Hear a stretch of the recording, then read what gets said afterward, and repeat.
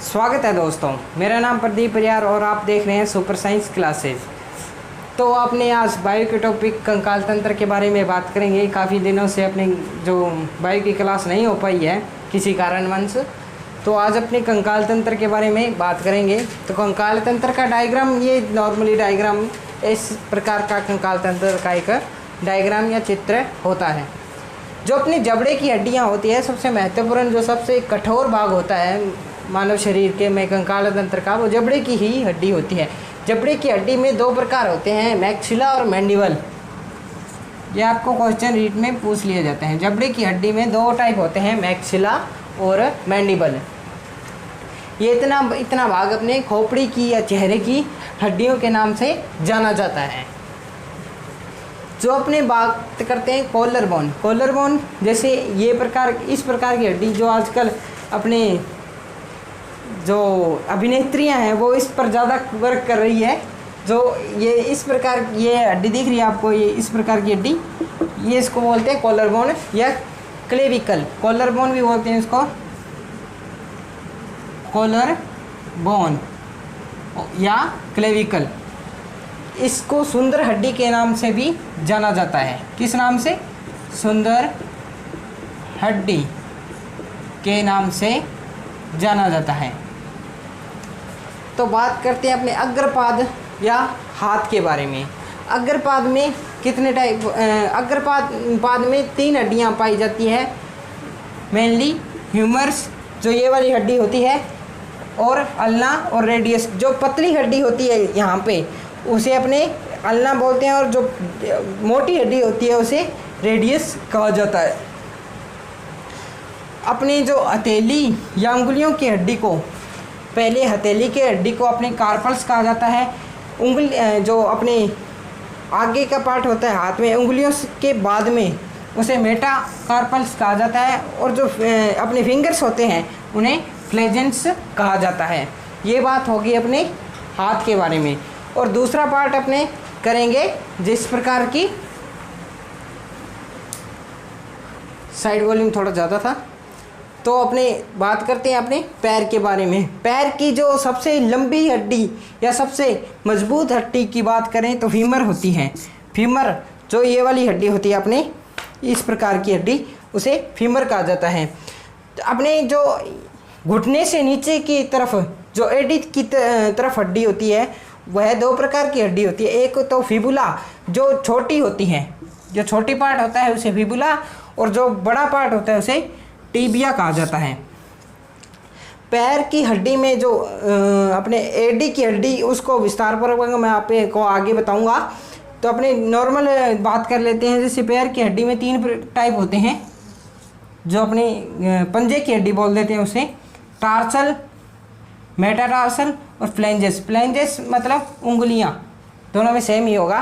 पैर में और अपने पैर की बात करें या अपने हाथ की बात करें। और सबसे जो ये पश्चपाद जिस वक्ष भाग से अक्षीय कंकाल से जुड़ा होता है, उस भाग को क्या कहते हैं? कोलेक्स बोन, कॉक्सल बोन या हिप्पोबोन कहा जाता है। कॉक्सल बोन या हिप्पोबोन कहा जाता है। ये जो दिख रहा है आपको, ये बैकबोन है जो अपने क्या करती है? कशेरुक दंड कहलाती है। बैकबोन या कशेरुक दंड कहलाती हैं। जो अपनी पसलियाँ होती है, जिनकी संख्या 12 होती है इंटू 24, 12 जोड़ी, और संख्या होती है इनकी 24। उसको क्या कहा जाता है? स्ट्रेनम। उसको क्या कहा जाता है? स्ट्रेनम कहा जाता है। जो ये अपनी होती है क्लीवेकल या सुंदर हड्डी, जिस भाग से अपनी कंकाल तंत्र से जुड़ी रहती है, उसे स्केबुला कहा जाता है। क्या कहा जाता है? स्केबुला। इसमें मेनली ये जो अपने ये बोलते हैं अपने घुटने की हड्डी को अपने पटेला कहा जाता है। क्या कहा जाता है? पटेला, जो घुटने की हड्डी के साथ जुड़ा रहता है। तो अब इसको मैं साफ़ कर दूं। आपको देख लीजिए, स्क्रीनशॉट लेना चाहो तो आप ले सकते हो। तो अपनी सबसे मेनली बात हो जाएगी कि जैसे अपने कंकाल तंत्र होता क्या है।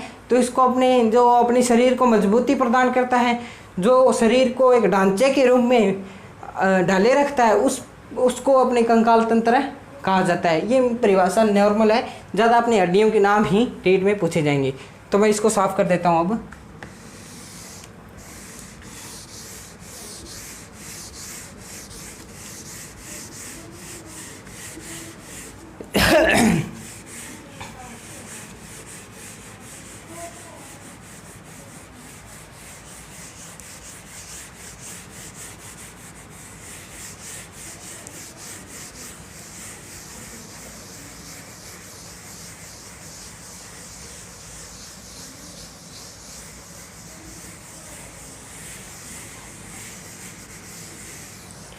तो मेनली बात करते हैं अपने क्या कि हड्डियों के अध्ययन को क्या कहा जाता है।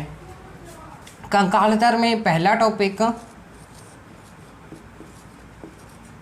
हड्डियों के अध्ययन को क्या कहते हैं। हड्डियों के अध्ययन को अपने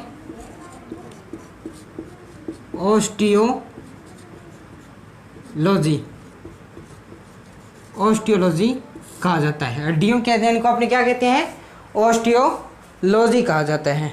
ऑस्टियो या ऑस्टियो यो ज़्यादा बेटर रहेगा, ऑस्टियोलॉजी। तो हड्डियों के अध्ययन को अपने क्या कहते हैं, ऑस्टियोलॉजी कहते हैं। हड्डियों से संबंधित जो रोग होता है उसे क्या कहते हैं, रोग के अध्ययन को क्या कहते हैं। हड्डियों से संबंधित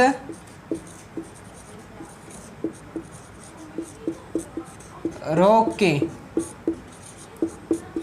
अध्ययन को क्या कहते हैं, ऑर्थोलॉजी कहते हैं। मेनली आपको ये पूछ लिया जाता है नॉर्मल टाइप से कि हड्डियों के अध्ययन को क्या कहते हैं, ऑस्टियोलॉजी, और हड्डियों से संबंधित रोग के अध्ययन को क्या कहते हैं, ऑर्थोलॉजी। हड्डियां कैल्शियम कार्बोनेट में ओसिन प्रोटीन से मिलकर बनी होती है। हड्डियां किन पदार्थों से मिलकर बनी होती है, calcium carbonate CaCO3 plus ossein protein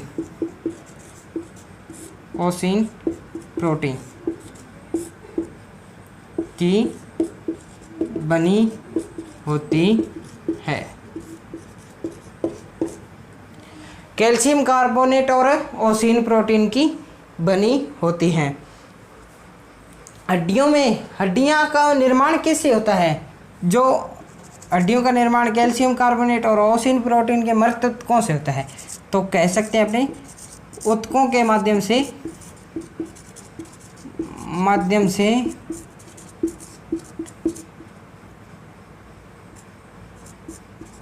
हड्डियों का निर्माण होता है,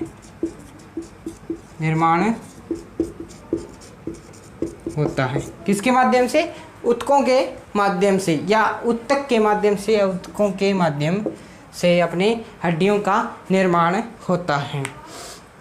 और आगे बात करते हैं तो हड्डियां अपने ऊतकों के माध्यम से बनती है। तो अपने हड्डियों में कौन सा ऊतक होगा, हड्डियां क्या होती है, कैल्शियम कार्बोनेट की होती हैं। तो कैल्शियम कार्बोनेट की होने के कारण कैल्शियम कार्बोनेट क्या होता है, कठोर होता है। कठोर प्लस ऊतक, कठोर ऊतकों की बनी होती है, कठोर ऊतकों से। ऊतक किस प्रकार के होंगे, कठोर टाइप के ऊतक इसमें होंगे।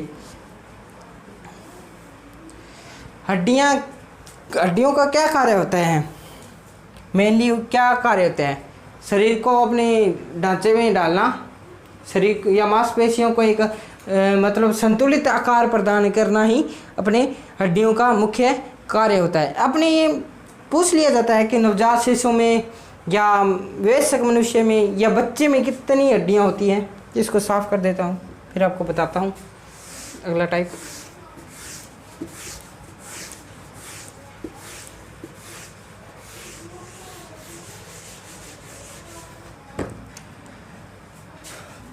तो अगला टॉपिक अपने वयस्क मनुष्य में हड्डियां।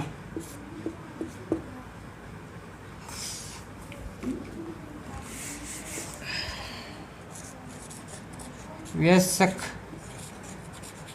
मनुष्य में हड्डियां कितनी होती है? 206। बच्चे में पूछ ले तो 300। बोर्नी अवस्था में पूछ ले तो 306। मतलब एक वयस्क मनुष्य में हड्डियों की संख्या कितनी होती है अपने? 206 होती है। या बच्चे में पूछ ले तो अपने 300, सॉरी ये इसमें होगा 300 से 306। और बच्चे में पूछ रहे तो अपने 280 से 300 के बीच में, क्योंकि हड्डियां बाद में जुड़ती रहती है, जिसके कारण से वयस्क मनुष्य में आते आते बच्चे की हड्डियां 206 ही रह जाती है इसमें। तो अपने इसमें हड्डियों की उत्पत्ति कहाँ से होती है? हड्डियों में उत्पत्ति पूछ ले तो बोर्न से मेसोडर्म या मध्य स्तर से। ये डीपली बायो का टॉपिक चला जाता है, जिसको सिंपली कंकाल तंत्र पढ़ना है वो उसमें ज़्यादा ये डीपली क्वेश्चन नहीं पूछा जाता है। या बोर्न से या बोर्न के मेसोडर्म से या मध्य स्तर से अपनी हड्डियों का निर्माण होता है या उत्पत्ति आँख से होती है। तब मान लिया अपने कंकाल तंत्र के बारे में जानकारी प्राप्त करेंगे। कंकाल तंत्र कितने टाइप का होता है?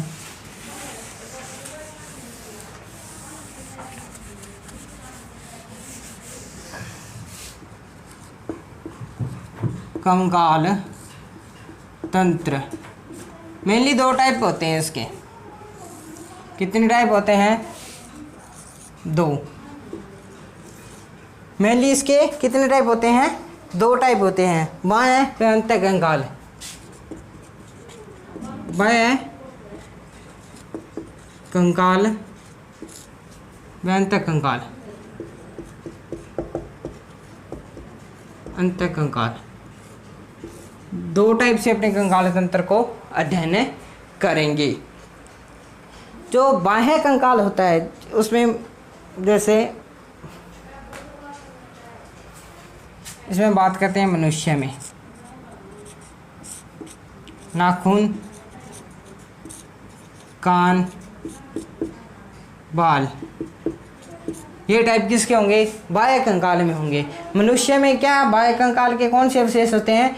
जैसे नाखून, कान और बाल अपने यहाँ पे इसमें बाह्य कंकाल में होते हैं। तो और पशु में जैसे देख लेते हैं अपने पशु में बाह्य कंकाल कौन कौन से? सींग, खुर। सींग व खुर 2 टाइप में इसमें पशु में ये बाह्य कंकाल के पाए जाते हैं। पक्षी में चोंच और पंख। पक्षी में कौन से?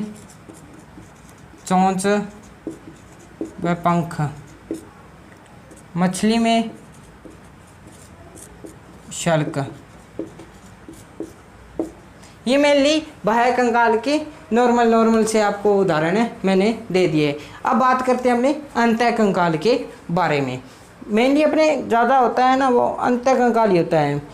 हाँ, इसमें बाह्य कंकाल में एक टॉपिक और जैसे कीटों का बाह्य कंकाल में पूछ ही लिया जाता है नॉर्मल से। कीटों में बाह्य कंकाल किसका बना होता है? किसका बना होता है? तो इसका आंसर हम देंगे काइटिन का। किसका? काइटिन का। ये मेनली क्वेश्चन इंपॉर्टेंट है, आप टिक कर लेना। तो अपने बात करेंगे अब अंतः कंकाल के बारे में। अंतः कंकाल किससे मिलकर बना होता है? अंतः कंकाल होता क्या है? किससे मिलकर बना होता है? अंतः कंकाल कंकाल का ही टाइप होता है। किससे मिलकर बना होता है? अस्थि प्लस उपास्थि। पूरा अपना मानव कंकाल तंत्र इसी पर निर्भर करता है। तो अंतःकंकाल में भी दो टाइप होते हैं। अंतःकंकाल के भी दो टाइप होते हैं, अक्षीय व उपांगीय। अंतःकंकाल के दो टाइप होते हैं, अक्षीय व उपांगीय। दो टाइप होते हैं। तो अक्षीय में जैसे कितनी हड्डियाँ होगी? अक्षीय में अपनी 80 हड्डियाँ पाई जाती हैं और टोटल कितनी बच गई? 206 में से 146 हड्डियाँ उपांगीय कंकाल तंत्र में। हाथ और पैर की हड्डियाँ अपनी कहलाती है उपांगीय कंकाल तंत्र। बाकी बच गई जो हड्डियाँ वो अक्षीय कंकाल तंत्र में आती हैं। तो अपने पहले बात करेंगे अक्षीय कंकाल तंत्र के बारे में। 80 हड्डियाँ, तो ये अपने डीपली जैसे सिर, चेहरा, कान, गला। तो पहले अपने इसमें क्या बात करते हैं, ये क्वेश्चन में इसको मैं रफ कर देता हूँ एक बार। सिर, चेहरा, कान, गला। सिर में कितनी हड्डियाँ होती है, चेहरे में कितनी हड्डियाँ होती है, कान में कितनी हड्डियाँ होती हैं और गले में कितनी हड्डियाँ होती हैं, वो अपने इसमें अध्ययन अपने करेंगे। तो सिर की हड्डियाँ अपनी होती हैं 29, सिर के अपने 29, चेहरे में 14, कान में 3 हड्डियाँ होती है तो 2 कान हो गए, तो कितनी होगी अपने कान में कितनी हड्डियाँ होगी? 6। गले में सिर्फ 1, जो अपने ये वाली पार्ट है यहाँ पे पाई जाती है, जो कान में 6, गले में 1, तो कितनी हड्डियाँ होगी टोटल? आप काउंटिंग करते जाना, अपने को 80 कंप्लीट करनी है अभी। तो अपने आगे चलते हैं। छाती की हड्डी, छाती एक हड्डी जिसे स्ट्रेनम कहा जाता है, अपने जो डायग्राम में लिखा था, छाती की हड्डी होगी अपने। तो और अपने छाती हो गई और अपनी पसलियाँ हो गई, रीढ़ की हड्डी होगी। पसलियों की संख्या अपनी कितनी होती है? बताया भी था आपको। पसलियाँ होती है अपनी 12, जोड़ी में बोले तो 12, संख्या बोले तो 24। पसलियाँ 12, जोड़ी में बोले तो, और संख्या पूछे तो 24। रीढ़ की हड्डी में भी अपने कन्फ्यूज़न पैदा हो जाता है। तो रीढ़ की हड्डी में भी अपने कन्फ्यूज़न पैदा हो जाता है। रीढ़ की हड्डी बच्चे में पूछ लेता हूँ, बच्चे में संख्या पूछ ले तो इसकी 30 होती हैं, और वयस्क में पूछ ले तो 26 होती हैं। ऐसा क्यों? क्योंकि आपने पहले ही पढ़ा था कि बच्चे में हड्डियों की संख्या कितनी होती है? 280, और वयस्क मनुष्य में कितनी? 206। तो वो इस कारणवश से हो जाएगा कि रीढ़ की हड्डी की संख्या बच्चे में 30 और वयस्क मनुष्य में 26 होती हैं। तो अपने आगे बात करेंगे कि अपने 26 वयस्क में जो 26 हड्डियाँ होती है वो क्या क्या होती हैं? वक्ष, कमर और गर्दन। यहाँ पे लिख देता हूँ, गर्दन, वक्ष, कमर।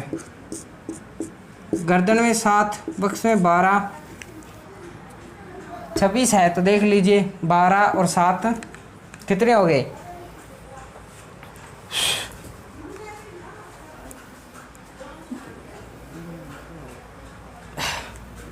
12 और 7 5, 12 7 5 कितने हो गए अपने टोटल?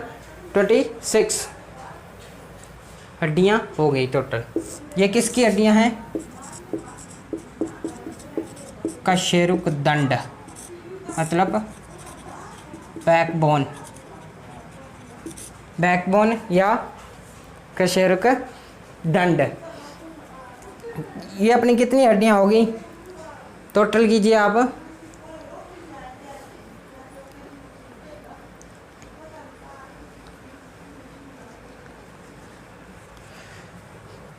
ये अपनी होगी 78।